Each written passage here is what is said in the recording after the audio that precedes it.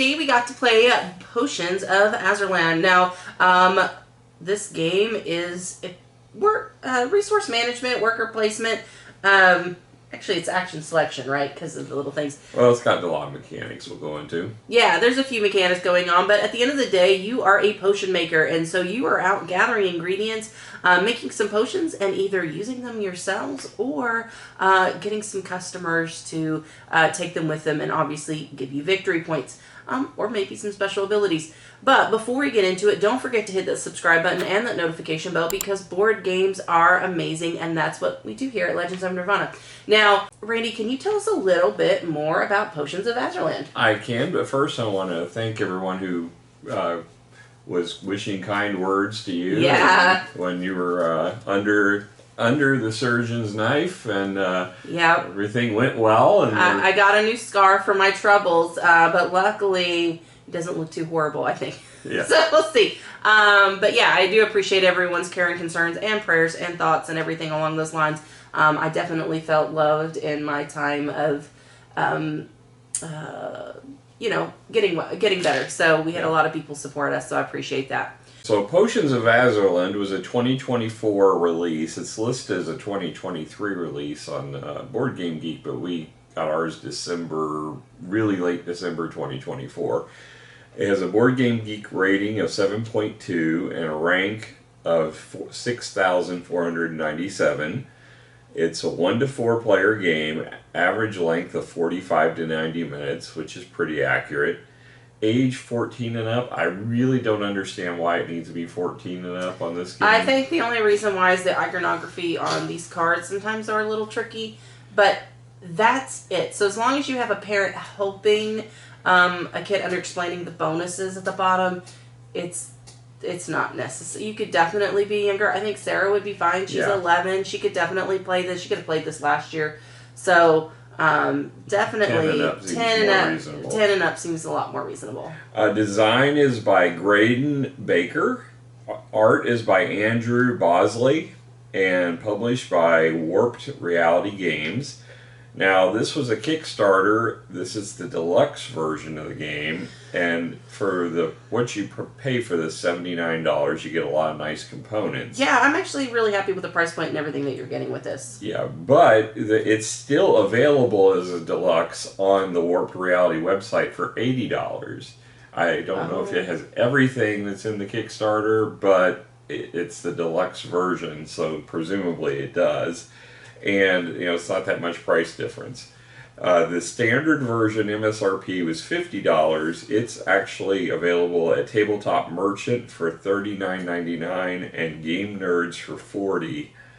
The mechanics of this game are action queue, contracts, dice rolling, simultaneous action selection, and tech trees. Although the tech trees is very limited in this game. Let's dig into quality of components. So you have these wooden, I don't know, there's some type of sticker. I think they're heat transferred. Heat transferred. They're really nice. I really like them. You got your potions. You the deluxe version. Yeah, you've got your different resources. You got flowers, some type of amethyst, and some mushrooms. You've got the metal coins over there, as well as some black potions. Those are for the expansion. Yeah, I don't remember using these. We didn't. We didn't. Obviously, the turn order marker is pretty cool. Yeah. So there are a lot. Oh, you got the inlaid boards. They are curling a bit, and this is the biggest complaint I got. They have a single track for all three colors, and it kind of defeats the purpose of being inlaid because they have to stack on top of one another, and they easily fall off and slide with the curvature of the boards. Yeah, but they start out that way, but they don't end up with... I can't remember pretty spread out, so... Yeah, well, yeah, you could, but they could all be gathered at the end of the track on top of one another. I mean, yeah, if we're kind of... Okay. I still, though, really like everything here. I don't really see what more they could have added without being frivolous or, like... I think the card quality is decent. Card quality is actually, it's got a really nice linen finish. Yeah, it's good. Yeah. These are good. Overall, I'm probably going to give this a 9.5. You do have some of the curling of the boards, and I do say the track, because it is 3 tracks in one.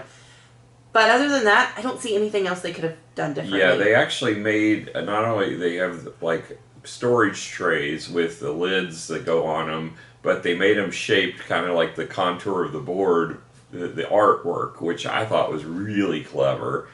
So they have areas for you to put them on the board, and it kind of flows with the art in the background. Yeah. So I think the attention to detail is really high on this. I just wish they would have done something better with these player board inlay for that track. I will give it a 9 because of that. Yeah. Because the curling of these boards is pretty bad. So, all right.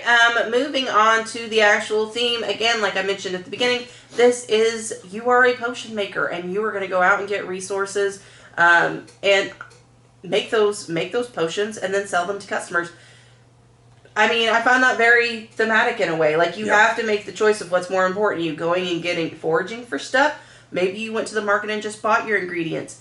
Maybe you focused on studying so you could get better recipes. So that was actually pretty cool. And you're prioritizing those different actions. And therefore you get more of that action when you go to do it. I thought that was great, actually. I thought that was pretty unique. Or not unique per se, but it matched really well with the theme. And I really appreciate it. So for theme, I really liked it. I'm going to give this an 8. Yeah, I thought it was good.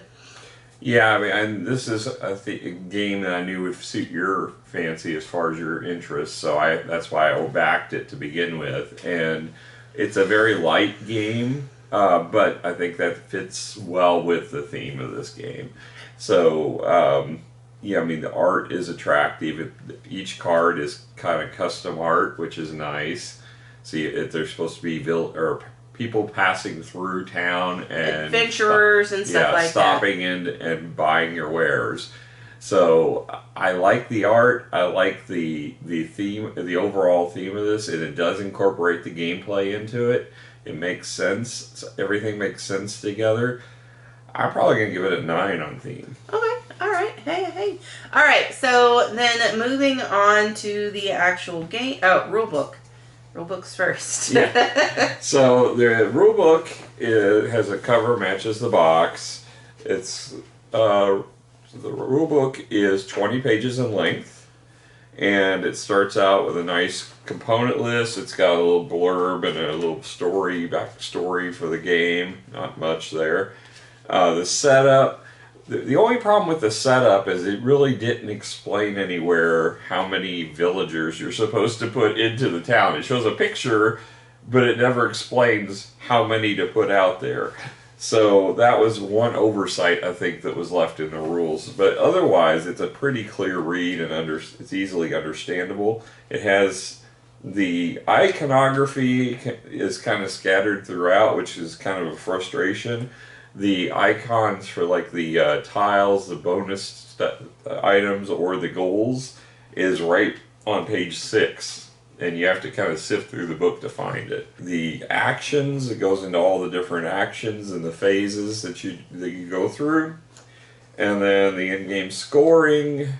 Then it's got the potion abilities, what they do off the board on your board, and that's at the end. And then you've got a solo mode and a visitor reference, which has actually got all the cards, and the cards all have numbers on them that refer to this reference sheet, which I thought was really well done. So apart from the iconography not being easily accessible, there is a cheat sheet that actually walks you through the phases and steps of the game really well. This is really handy, but they needed one for iconography. So I'm going to go ahead and give the rulebook probably an 8.5 because it does a good job. I just wish it had a little more detail. Now there is also a little expansion that's added in with the Kickstarter, and they have another rulebook for that. We have not played with this yet. It's a little 8-page one, and it's obviously a small book, so it's going to be a quick read, but I think just adds like custom player powers. Okay. All right. So moving on to the actual gameplay, you start out. So you have this where you slide everything in. All right. So you've got these 5 tiles, and they have different numbers on them. So obviously the one is like your first priority, so it's, you know, you're putting in more strength even though it's a lower number, but it's your highest priority item. So you're going to go through. Now, here's the thing though, you may find that you don't necessarily need an action. Like I have 1 money. I'm not going to go to the market this round. So instead of going into the market, I'm going to use my lowest number because again, I'm not going to use it, but I'm going to flip it over and actually put the coin in first. And that says instead of taking the market action, I'm actually going to go do some work around town and gain that money. So then I'm going to take the rest of these and I'm going to decide what kind of things that I want to do in the game. So, for example, I think right now, it's the beginning of the game, I'm going to forage because I need those resources pretty desperately, but I also want to do a lot of studying. So I'm going to put a 2 there to hopefully build up my potions for later on in the game, and I'm probably not going to have a lot of resources to brew, so I'm probably only going to have 1 potion to brew, so I'm going to put a 4 there, and then my fulfill, I'm going to do a 3, mainly because that's what's left over, and who knows, I might find something good, so I don't want that 4 there, or maybe want a 3, that way maybe I have a chance of beating him and finding my customers, okay, so because I might get lucky just in time. Alright, so I'm going to put mine in, Randy's going to put his in, we're actually going to hide it. Randy knows what I'm doing. It's kind of not fair because I'm explaining it to you guys. It's okay. All right, then we're going to show it to everybody. Oh, look. Oh, perfect. All right, I'm going to take my money because that's what I'm doing. All right, now I have the choice right now to drink a potion. Now, you do start with a potion of your choice, and you can choose to drink it right off the bat. I'm going to choose not to drink it, just in case, because I do see that there are some reds up there that I might be able to sell to, and I did put a little bit of focus on that when I went to go do the game. So, now we're going to forage. So, I chose a 1, Randy chose a 4, so when I go up, look, I got the higher priority for a 2-player, so I'm going to get 4 dice. And hand me 4 dice, will you? Alright, and then Randy's going to get 2 dice. So we're going to... 2 dice? Yeah, 2 dice. It's 2-player. Oh, okay. Yeah, so we're going to roll the die. Alright, now I get 3 red mushrooms and 1 blue. Oh, I'm in luck. That actually lets me do the love potion. And I get 2 purple. Alright, so now that we've both taken that action, we're going to move on to study. So, now I did a 2, Randy did a 1, so he gets to go up 4 on his study track with one of them, and I'm going to go up 2. Well, you can break it up amongst your colors. You can. I'm going to do 2 of them at 2 each, so that also gives me 2 times I get to roll 2 more dice. Yep, and I only moved up my red, and then I get to roll 1 dice. Oh, look, I get a purple. Yeah, We both do. Oh, you got 2 things. Look at you.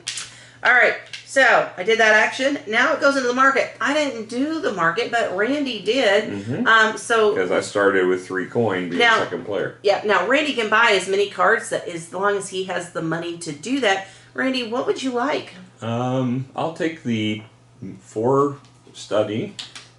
For 2 coins. Oh, look at that. So now I get to move up another 4. So I'm going to go 1, 2, 3, 4. So I managed to move up my marker past another one of the die rolls. So I get to roll again. I get a blue. So I have 2 blue and 3 purple. And I could buy another purple for a coin, but I think I'm just going to hang on to it because I really don't need another purple. Okay. All right. So now we're going to go over to the brew section. I have a 4.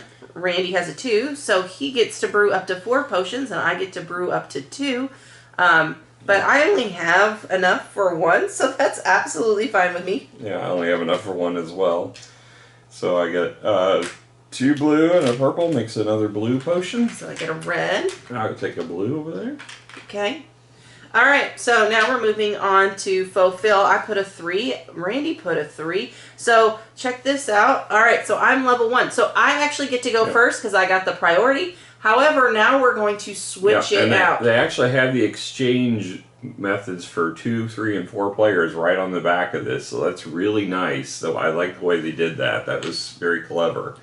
All right. So she'll get to go first, but I will have the priority for the future. I do have 2 potions here. I am actually going to pick up this young lady. I'm going to help her. I'm going to give her her potions. And then I'm going to keep her card. Now, moving forward, this gives me a end of game effect. I get a victory point for every card that took a red potion to fulfill. All right, and so far I've been doing a lot with red potions, so I'm going to keep it. And it's also worth 6 victory points. It's also worth 6 victory points. So that's super helpful to me. All right, Randy, you're up. I'll spend a blue potion. Okay, so I'm going to take this blue person, and he has an ability once per round where if I don't use any money, or I go to all numbers 1 through 5, I'll get a victory point. Yeah. All right.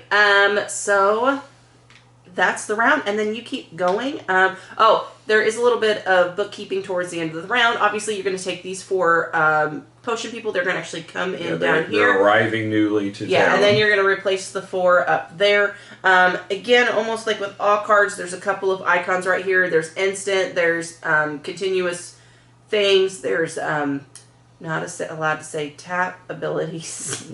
So, 1 time per turn abilities that you then reset at the beginning of your next turn.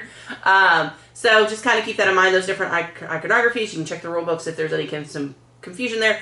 Overall, you are right in the fact that it is it's light to medium game. Definitely, but I actually really enjoyed it. It keeps it light. It's fairly quick. It doesn't take too horribly long unless you have people that can't decide what their priority is. Andrew, Caleb, anyway. And but overall, I thought it was a nice little light game. And I actually really enjoyed it. So for me, I'm probably going to give this a 7.5 to 8. I thought it was nice.